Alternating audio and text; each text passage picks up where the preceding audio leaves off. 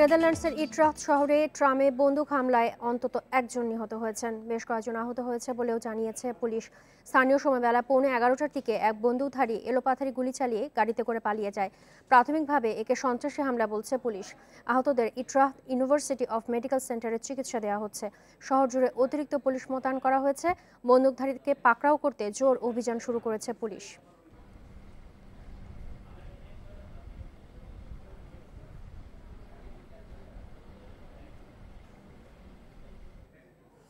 এ বিষয়ে বিস্তারিত জানাতে যোগ দিচ্ছেন সহকর্মী সারওয়ার জামান। সারওয়ার, ক্রাইস্টচার্চ হামলার এক সপ্তাহেরও কম সময়ের মধ্যে নেদারল্যান্ডসে আবারও এ ধরনের একটি হামলাটি কিভাবে হয়েছে সে সম্পর্কে এখনো পর্যন্ত কতটুকু জানা গেছে? স্থানীয় সময় নেদারল্যান্ডসের 11:15টার দিকে ট্রামের উপরে হামলা চালানো হয়। হামলাকারী এলোপাতারি গুলি চালিয়েই একটি গাড়িতে করে পালিয়ে যায়।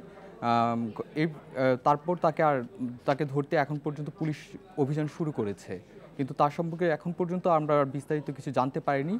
আর এই ঘটনায় এই পর্যন্ত একজনের মৃত্যুর খবর নিশ্চিত করেছে পুলিশ।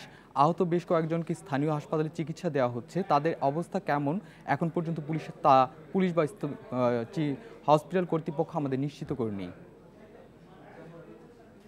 সারোয়ার, হামলাকারী যেহেতু পালিয়ে গেছেন, সেক্ষেত্রে তার পরিচয় বা কি কারণে সে এই ধরনের হামলা চালিয়েছে, অর্থাৎ তার উদ্দেশ্য, সে সম্পর্কে কিছু জানা গেছে কিনা? কারণ ক্রাইস্টচার্চ হামলায় আমরা দেখেছিলাম যে হামলাকারী আসলে বন্দুকে বিভিন্ন ধরনের উক্তি লিখে গিয়েছিল। তো এই হামলাতে তার উদ্দেশ্য কি ছিল সে সম্পর্কে আন্তর্জাতিক গণমাধ্যমগুলো কিছু জানিয়েছে কিনা? না, এখন পর্যন্ত সেই সম্পর্কে আমরা কোনো ধারণা পাইনি বা আন্তর্জাতিক গণমাধ্যমে কোনো খবর দেওয়া হয়নি।